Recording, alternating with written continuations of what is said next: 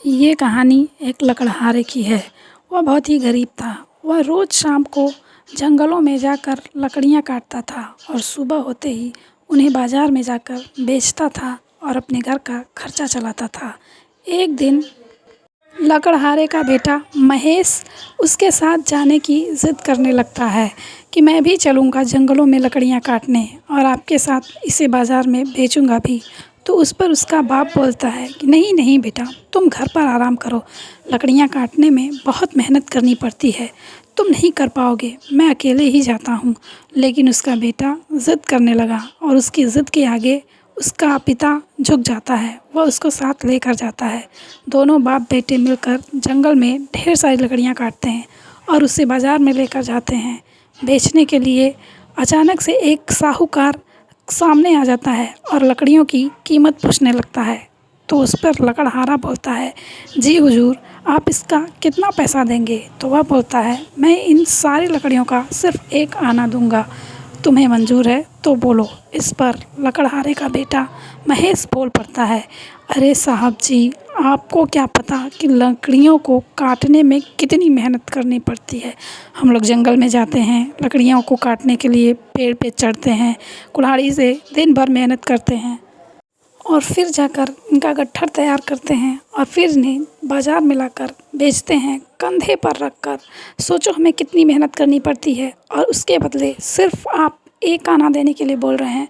इन 2 गट्ठरों का हमें कम से कम 8 आने चाहिए और मैं इससे 1 रुपये भी कम नहीं करूँगा। तो उस पर साहूकार बोलता है, यह तो बहुत ही होशियार लगता है लकड़हारे का बेटा। तो साहूकार बोलता है, मैं 3 आने दूँगा। तो लकड़हारे का बेटा बोलता है कि मैं 8 आने से 1 रुपये भी कम नहीं करूँगा। तो हार कर साहूकार 8 आने में दोनों गट्ठरों को खरीद लेता है। इस पर लकड़हारा बोलता है, अरे वाह बेटा, मैंने आज तक इतने उचित दाम पर अपनी लकड़ियाँ कभी नहीं बेची। पहली बार हमें इतनी अच्छी कमाई हुई है, वो भी तुम्हारी वजह से। तुम्हारा बहुत बहुत शुक्रिया। तो महेश बोलता है, इसमें शुक्रिया की क्या बात पिताजी, वो हमारा हक़ है और हमने अपना हक़ लिया है। चलिए घर चलते हैं। दोनों घर का सामान लेकर घर पर आते हैं और उस दिन खूब अच्छे से घर का खाना बनाकर खाते हैं। दूसरे दिन जंगल में दोनों फिर जाते हैं और बोलते हैं कि आज हमें कुछ ज़्यादा ही लकड़ियाँ काटनी पड़ेंगी। वह दोनों इतना भी बात ही कर रहे थे, तभी किसी के चिल्लाने की आवाज़ सुनाई देती है और दोनों आवाज़ सुनकर आवाज़ की तरफ भागते हैं। जाकर देखते हैं तो एक तांत्रिक एक बकरे की बलि देने जा रहा था।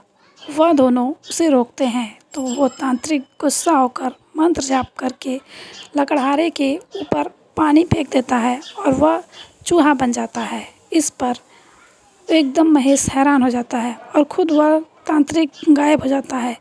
दोनों एकदम परेशान हो जाते हैं कि अब मैं अपने पिताजी को कैसे सही करूँगा। वह बकरा बोलता है कि इसका उपाय है मेरे पास, तुम मेरे पीछे पीछे आओ। वह जंगल के आखिरी छोर पर लेकर जाता है। वहाँ एक बूढ़ी औरत रहती थी।